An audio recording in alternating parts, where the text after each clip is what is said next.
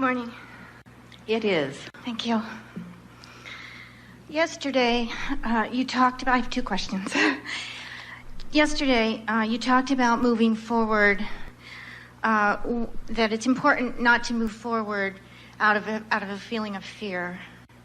Well, what we say is, when you take action, when fear is present within you, your action can't compensate for the vibrational current.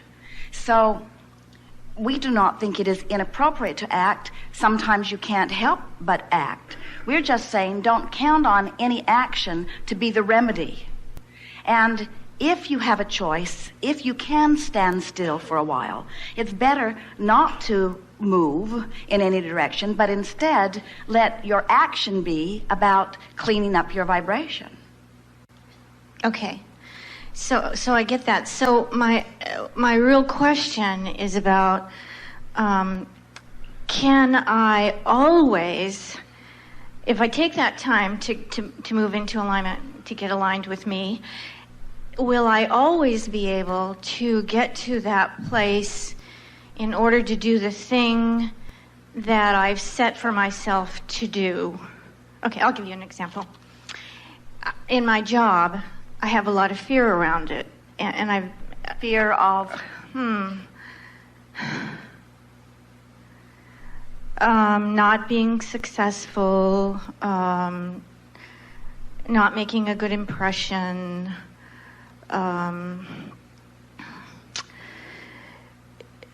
sounding stupid. Well, you know, let's start with what fear is. All fear means, fear doesn't mean that something bad is going to happen to you. All fear means, and it's interesting how you choose a word fear, because we want to say to you that there are really only two emotions, and one feels better and one feels worse. In other words, in any moment in time, you can't choose that emotion if you're over here because you don't have access to it. So you can choose a thought that feels a little better or a thought that feels a little worse. Those are your choices. Mm-hmm. So emotions that you would describe that feel like fear or even anger or any of those not good feeling emotions, what they always mean is that what you're looking at right now is the opposite of what you really want. So for example, in your work environment, when you feel fear, and as you described, fear that you won't make a good impression, or fear that you'll be misunderstood, or fear that you are not secure in your job, all that means is that you're beating the drum of, what if something happens that I don't want to happen? And those thoughts are always going to feel bad to you, because that's your guidance saying you're pointed in the wrong direction. You've got yourself by virtue of something that someone has said to you, or something that's happened, or something that's happened to you before, maybe not even in this environment.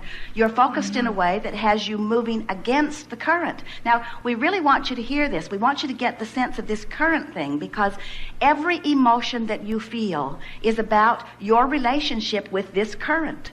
And this current is 100% about the desires that have been born from you. In other words, the desires that you held before you came into this body and the desires that you're adding to. So let's say that you're in your workplace and you're having some of these thoughts that give you these negative emotions.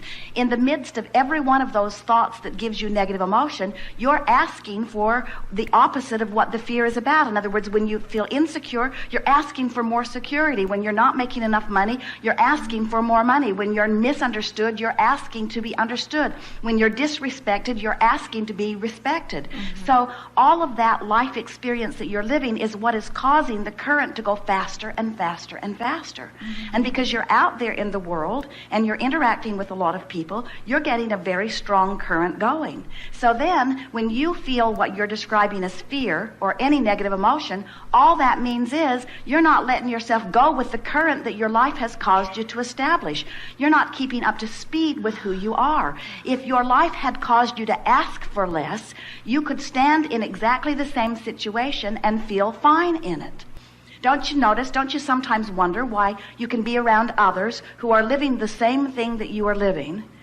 And Jerry and Esther stood in a line a few weeks ago at an airport, and they were feeling impatience that people around them did not seem to be feeling.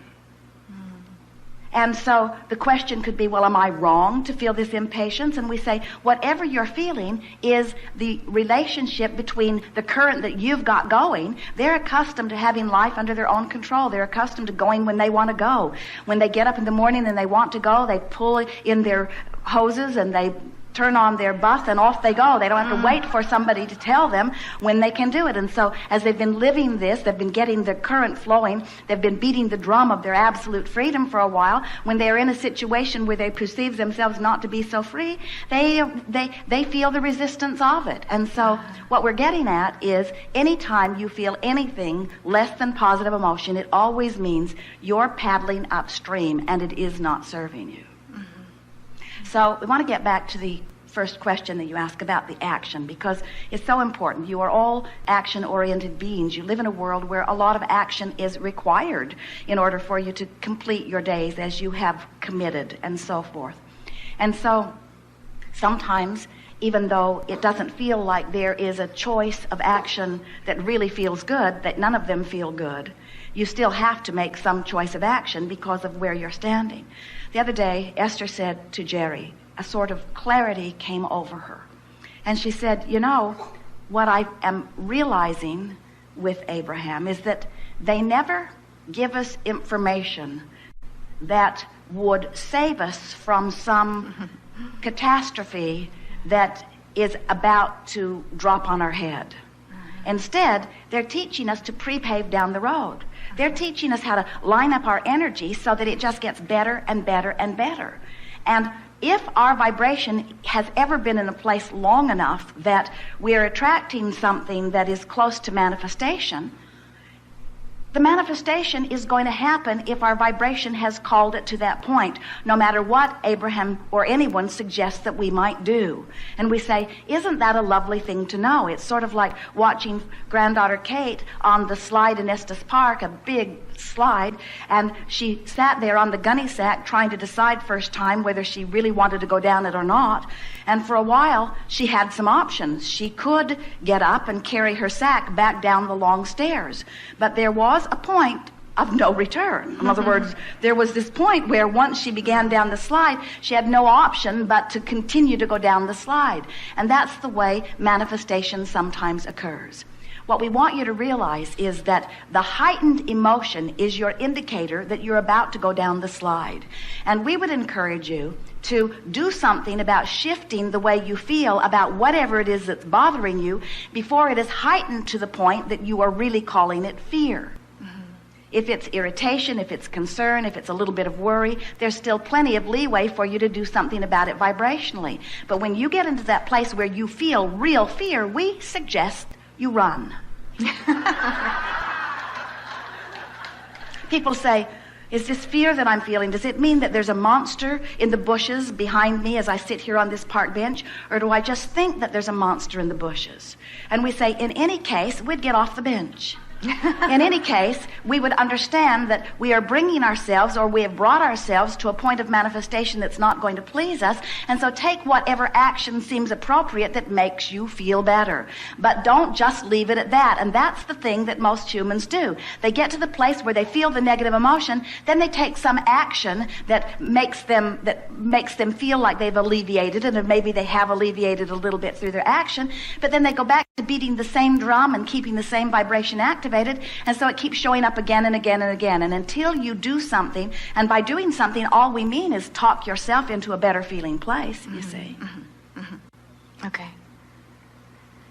And in talking myself into a better feeling place, can I actually get to the point where I don't have a sense about my work that I'm trying to fit a square peg into a round hole?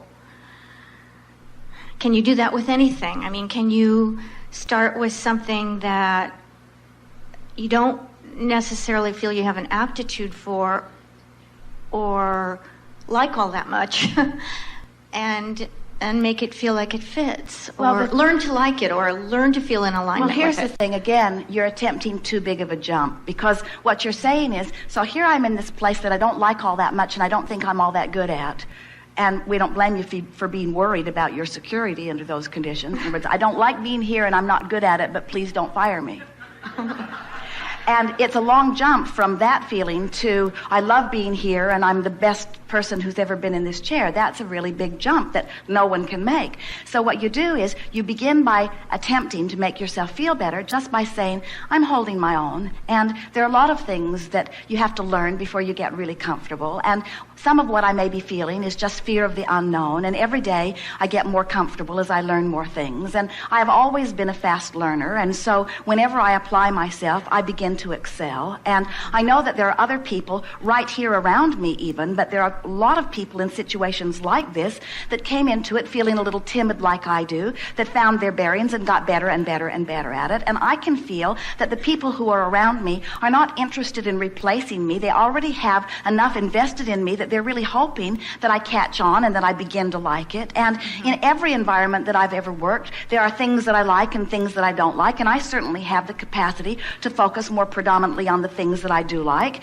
And some of those things that I do like are I'm able to show up every day, and I'm collecting a regular paycheck for being here, and my aptitude in this environment is improving, and I like this person particularly, and that person has been very helpful, and it was a good choice for this reason.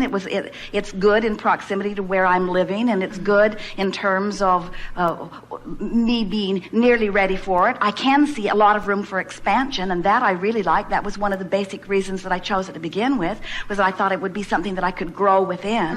And as I look around me, I am sure that a lot of people who I see have grown within this environment, and I'm certainly up for that. And I didn't say I will be here forevermore. I said this is the next logical step for me, and I'm happy that I'm here letting it be the next logical step for me, and who knows what it will lead to. Who knows? But for now, I can feel that I'm really in the right place. And so here I am. Let's see, what is there here that I can appreciate from where I sit right now? And with just that little bit of effort, you've cleaned your vibration up tremendously. Your point of attraction has shifted dramatically. The next thing that several people say to you will give you evidence that you've shifted that, you see. And we promise you, you can't have a conversation like that with yourself or anything close to it and have fear remain in your vibration. It just doesn't match, you see. So every time you feel uneasy, talk yourself out of it. Every time you feel uneasy, talk yourself out of it. Every time you feel uneasy, talk yourself out of it. Just talk yourself out of it.